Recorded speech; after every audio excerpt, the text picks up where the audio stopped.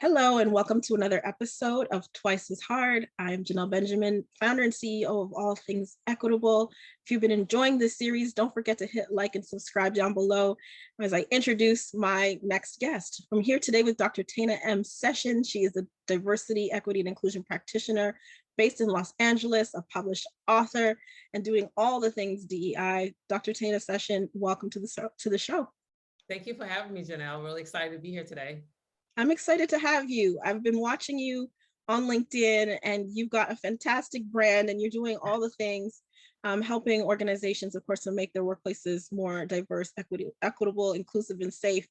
And before we jump in to this, conversation, I want to talk a little bit about your personal journey to diversity, equity, inclusion work. How did you get into this field? Well, I started my career in human resources, so I've been in it for over 30 years. I started out as an admin assistant at Ernst & Young back when they called it personnel.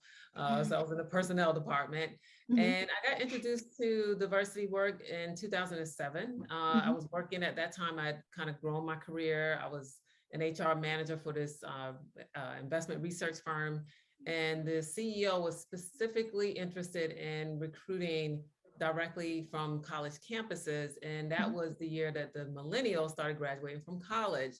And what I realized with that group was that the recruiting had to be different. The types of questions they were asking, the types of benefits they were interested in having and having offered to them were different than Gen X or boomers, which is, who was in the workplace up until that point.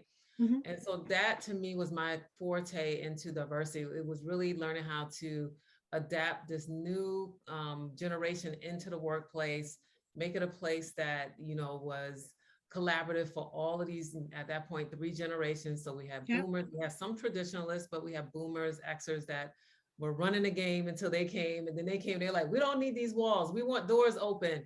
We want snacks. And we're like, wait, what's happening here? And so I started doing some diversity work from the multi-generational workforce as my forte into diversity work, and it just grew from there. That's fantastic work, and I'm sure your work has expanded in that area because now I think there's 5 generations or something like that in the workplace, right? Absolutely crazy, because boomers are no longer leaving. They don't need to retire anymore, at least not in Canada. We've eliminated the retirement age. And now you've got, you still have your boomer generation, and then all the way down to like Gen Y and Z in the workforce simultaneously. It's a crazy time. How are you finding the work in that area now? Post George Floyd, are you seeing, all the different generations are asking for different things? Yeah, it's different, because when I think about, I would say Gen Y and Gen Z in particular, that group now, they make up, 50% of the workforce by themselves, those 2 groups combined. So they've already outnumbered the other 3 generations. And, they are the most culturally, socially, and ethnically diverse group to enter the workforce ever. So organizations that aren't thinking about diversity are already late to the game, because these individuals in these particular groups, in particular, again, the younger Gen Y and now Gen Z, they're going to force you to look at yourself as an organization and see, are you equitable? Are you inclusive? Do I feel like I can be my true authentic self? Do I feel like I belong?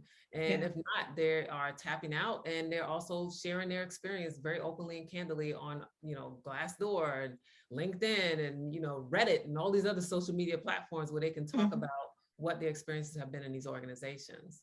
So what do you tell employers now? What's your advice to them in order to support a multi-generational workforce post George Floyd, when we know at the same time a lot of them are asking for the commitments that they might have to social justice and equity and inclusion, and how are they creating safe spaces for this community or that community?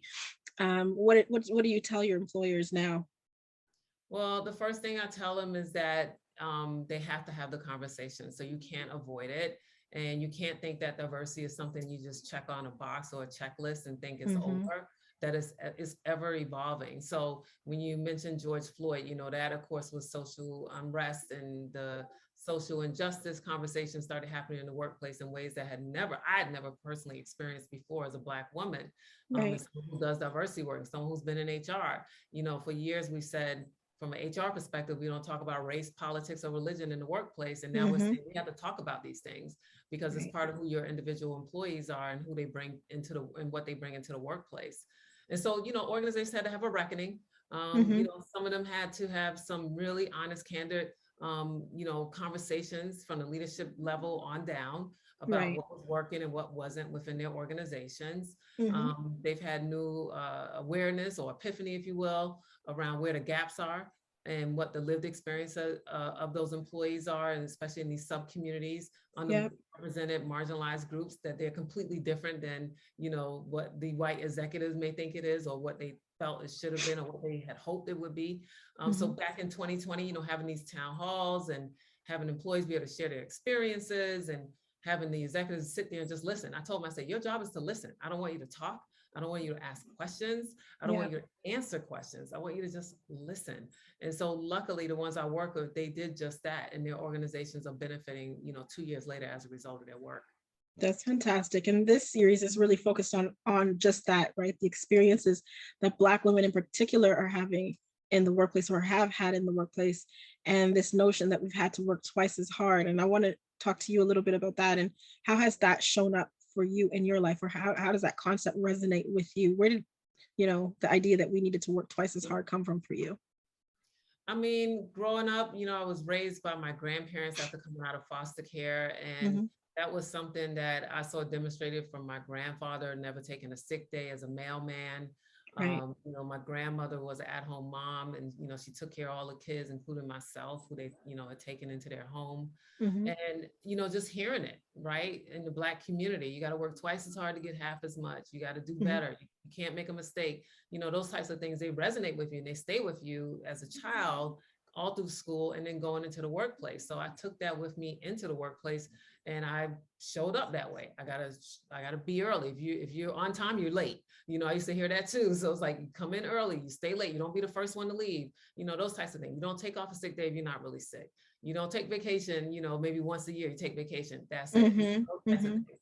And always being the one that, could keep the engine running. Like, I used to be the first one in the office, and I would be making coffee, and I was the head of HR. And I'm like, Right. okay, why? But when I didn't make coffee, people were like, oh, is Tana not here? So it became part of what my brand was in the organization. Not that I minded. No one asked me to do it. It wasn't expected.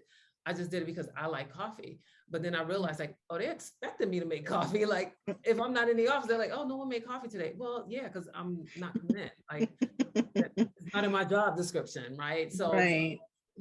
those types of things, I think is something that, Black women tend to take on and carry with them, from childhood, and then, bringing it into the workplace.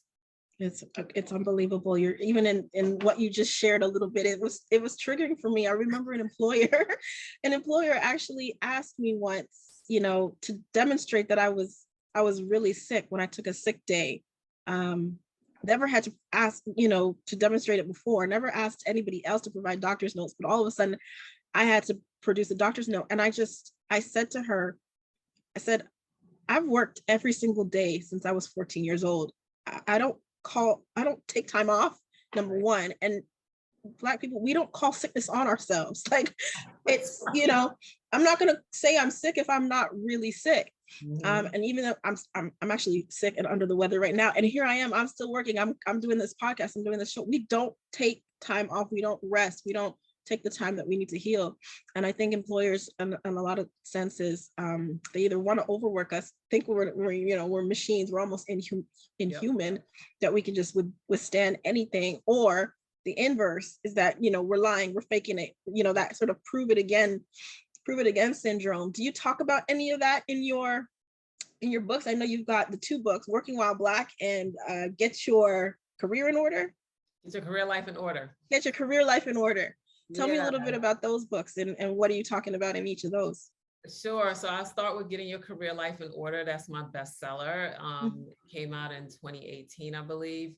And I started that book because, as someone in HR, I've coached and consulted with so many individuals that were looking to change jobs, or wanting to get promoted, or wanting to get a salary increase, and didn't know how to ask. And so I was giving all this free information to friends and family. And I decided to put it in a book. And I said, let me just put all this in a book, so that way they have a resource they can just go to. They can, hear my voice in their head, but I don't have to constantly have a meeting or lunch or coffee. Not that I mind, but at a certain point, it's like, okay, that's a lot of time I'm spending. And so I wrote a book to walk people through, like, from the day you wake up and you decide you want a new job, or you want that promotion, or you want to be on that key project, like what are the steps you need to put in place to set yourself up for success, to set yourself up to be seen as a viable candidate? And then ultimately, what do you need to do within those first 90 days to ensure that you maintain and sustain the momentum of not only your level of engagement, but the level of success that is expected of you now that you have that job, that promotion, or in charge of that new project. So that's what that is about. It's just kind of walking. It's all done in steps, so it's very easy to follow.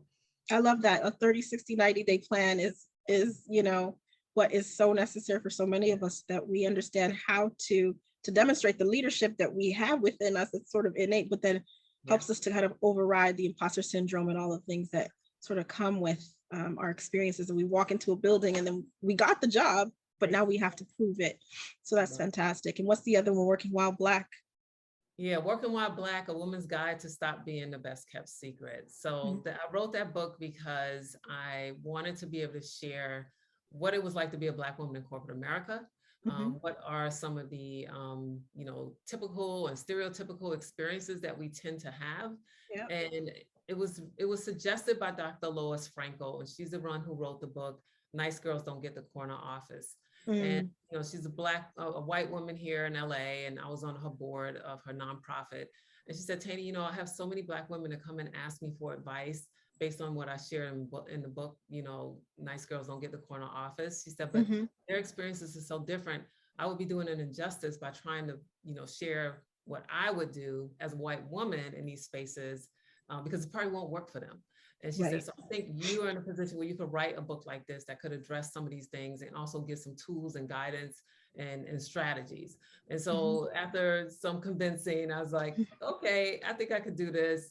And, I shared my story, and then I was able to solicit stories from other powerful Black women who are in corporate or are entrepreneurs, and they openly and candidly shared their experiences. And what I realized is that there was this common thread or theme of things that we each experienced, and in the moment thought it was just us, or we try to validate or invalidate it, like, well, I'm just being too sensitive, or I'm being oversensitive, versus, no, this is real trauma I'm experiencing, and it's not okay. And so, I was able to talk to these other women, have them share their stories. And then what we did at the end of each of the stories, because I didn't want it to just be like, oh, woe is me. I was like, let's give them some tools. Whoever reads this book needs to walk away and say, I know what I need to do if I face that situation. And so we talked about what we use, what types of strategies we put in place to own our power, our truth, our healing, our worth, and ultimately our destiny. So I was able to talk to, again, so many women, including Swati Mandela. She's the granddaughter of Winnie and Nelson Mandela. And I wanted to include a global perspective of what Black women experience in corporate environments. And she was able to share her experience, even with the name Mandela, which you hear the name, you don't run across that name every day. So, like, okay, this must be someone important, right? Like, could they be related? Well, yeah, she's related. And, she shared what her experiences were, and what some of the things that she had to overcome to become the woman that she is, as an entrepreneur. And then, I tell people this book isn't for Black women. I feel like in some ways I'm preaching to the choir. I want Black women to read it because I want them to feel validated and seen. I want the next generation of Black women to read it, the Gen Ys, the Gen Zs, and soon Gen Alphas. I want them to read it so that they can learn from our mistakes, and they can learn what types of signs to look out for to say, oh, wait, that's not okay. Here's how I need to address it. But it's really for our allies. I feel like those that really want to be allies of Black women, that really want to be allies of just marginalized groups, but in particular Black women in their workplaces, they're the ones that need to read this book. They really need to be able to go behind the curtain, understand what our experiences are, understand that we aren't being overly sensitive, that not everything's based on race, like all of those types of things, right? Understand that these are lived, real experiences that we've had to deal with and overcome, and some of us are still healing through. Yeah, I love that you said that. And I love that you're like your mentor, she recognized the differences in experiences. And a lot of white people just don't see the difference, right? It's like, what are they over there complaining about? Again, here's this whole podcast all in about, the experiences of Black women in the workplace. Is it really that different? Isn't being a woman just being a woman? And you hear these types of things. And we need to kind of call it out and dispel those those myths. So I appreciate you, writing a book and sharing those experiences, and even, highlighting that someone with the lineage of a Mandela can Yeah. actually have that experience as well. Well, they're missing the whole intersectionality of it, right? And that's really Totally. what intersectionality is about. It's like, I could be part of, like I tell people all the time in my trainings, I said, look, when you think about intersectionality, think of it this way. In human resources, generally people and the people who are, in the field themselves usually identify as women. I said the Right. gross majority of people in HR identify as female, or they're women, right? However, when you think about how many of them have been the chief human resource officer of organizations, and you start narrowing that down and you get down to how many were Black women, I said, Right. now I'm no longer part of the majority, I'm part of the minority. Because there Right. aren't a lot of us that can say we've been chief human resource officers that identify as Black women in human resources. That pool becomes much smaller. So when you start combining that intersectionality, you start creating these interdependent, overlapping systems of discrimination, racism, bias, microaggressions that I don't necessarily, or would not necessarily experience if I was only being identified as a woman.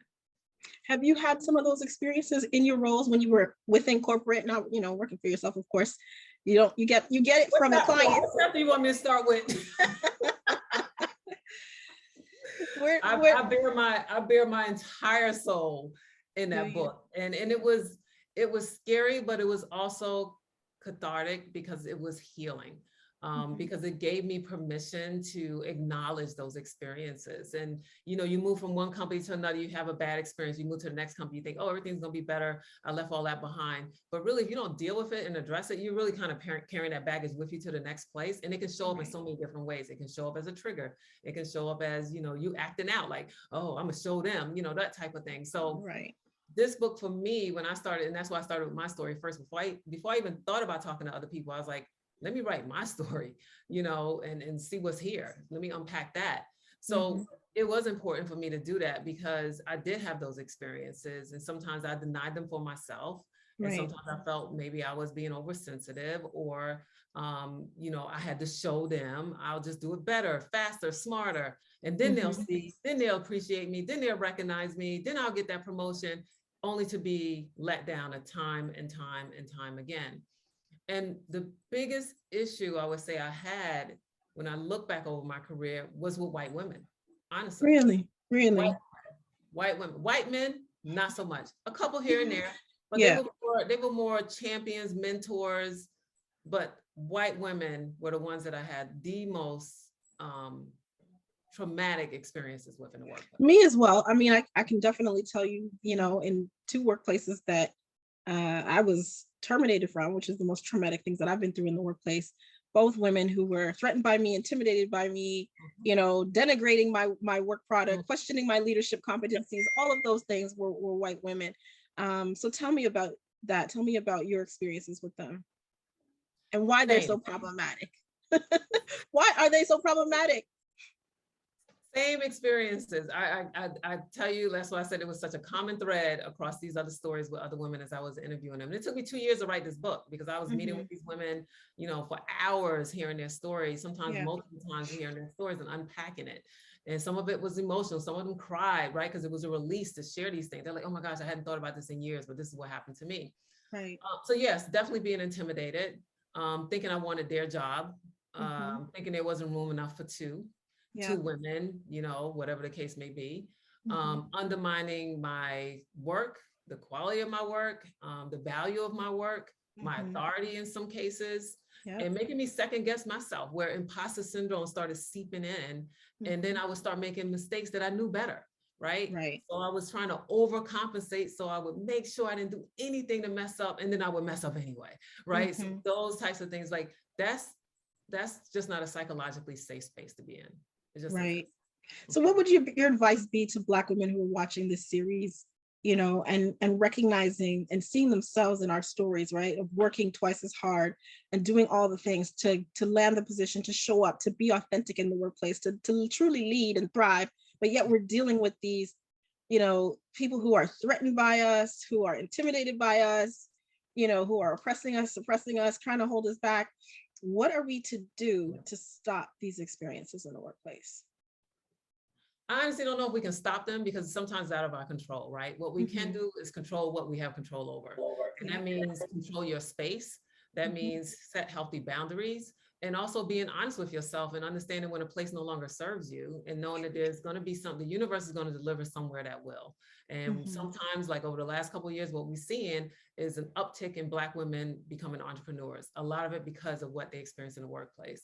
And so this last, since March 2020, us sitting at home and not having to deal with these things on a regular basis and being able to close our computer and walk away from it and not have to see this person down the hall or run into them and pretend like we like them in the elevator, when in the back of my mind, we're like, I know this person doesn't like me. They're a bit aggressive, that type of thing. So as a result, Black women started creating their own businesses and side hustles because they're like, I don't want to go back to that experience anymore.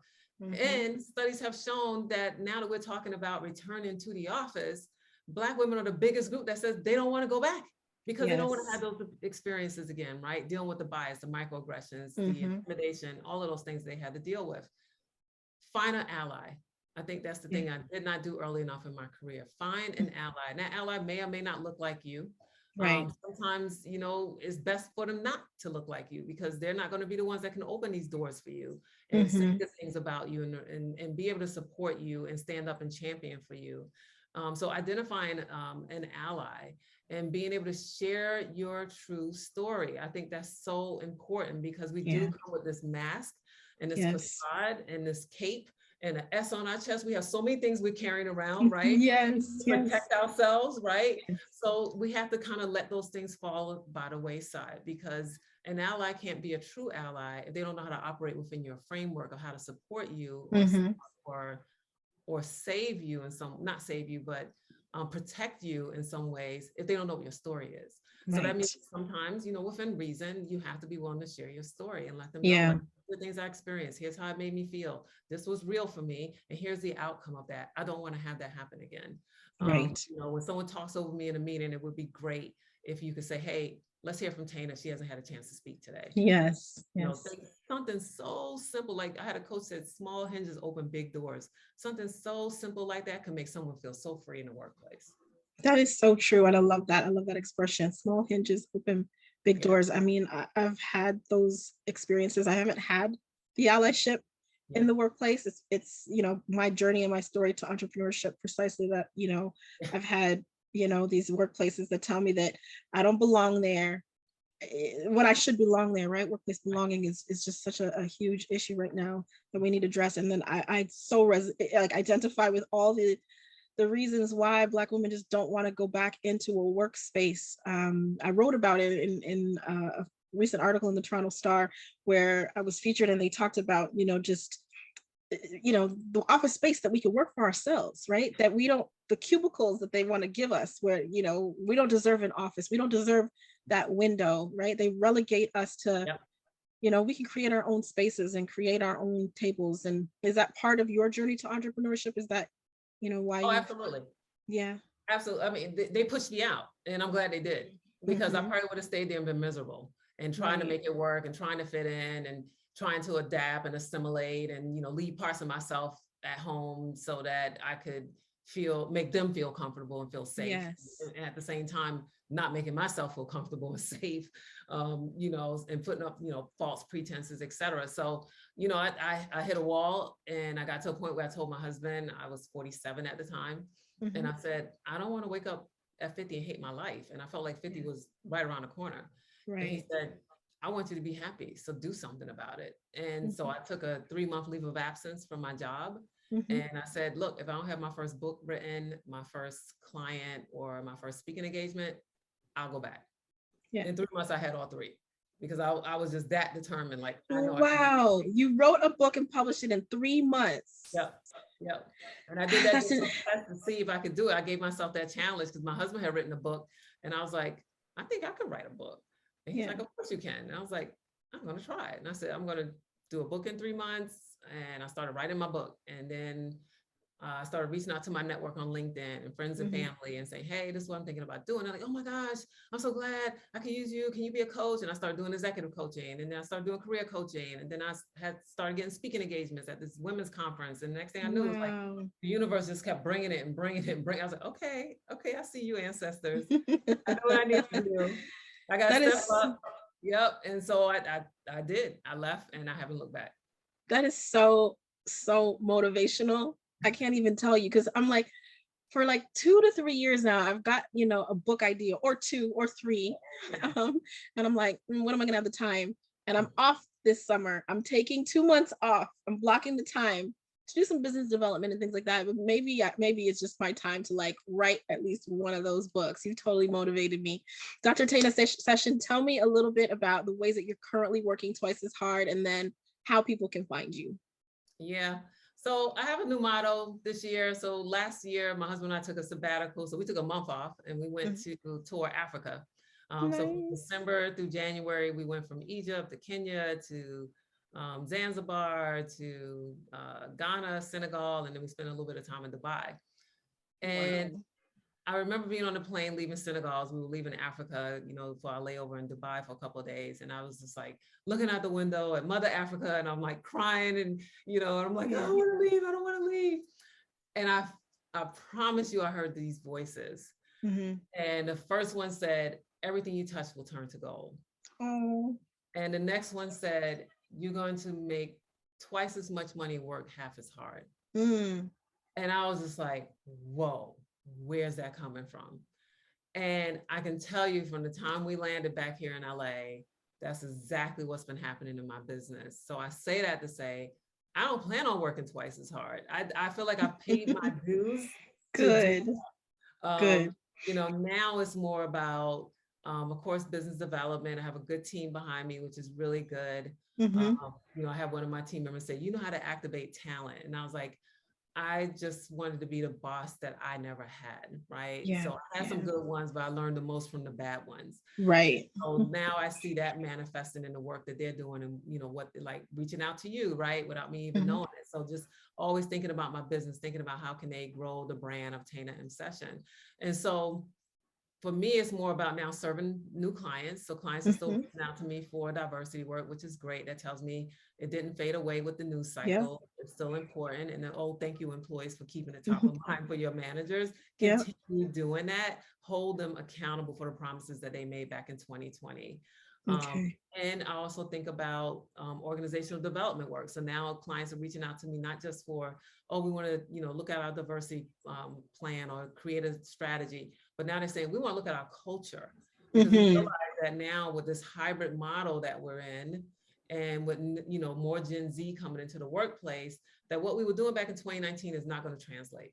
Right. And the culture and the values, and even sometimes the mission that we had back in 2019 is not what we need to be focused on now. Right. So coming in and helping them redesign their organization from a cultural transformation perspective is so exciting. So I love doing that type of work. That's amazing. And you got me so like happy and joyous. I'm really happy to end today's episode with a little bit of Black joy, in that, everything you touch turn into gold. I channel that energy, I receive it for my own businesses. And I'm looking forward to taking that journey to Mother Africa. That's inspirational as well. I think it's important for all of us as Black people in the Americas to touch that soil and have that experience and that blessed feeling, and that where, you get that healing, and that those ancestors speaking to us. We really breathe need the that. air, drink the water, touch the soil, eat the food. I'm like, it's all in my DNA now. And this year we're going back for 2 months. So I'm taking a 2-month sabbatical. Fantastic. You've earned it. You deserve it. All blessings to you in your business endeavors. And thank you so much. And to the viewers, don't forget to click like and subscribe down below. You can reach Dr. Tana Session at drtanasession.com. Yep. TanaMsession.com is the website. And all social media platforms are under Dr. Tana M Session. Okay. Thank you so much. Thank you for watching. Thank you for listening to another episode of Twice as Hard. Thank you for coming, and we'll see you next time. Bye. Bye.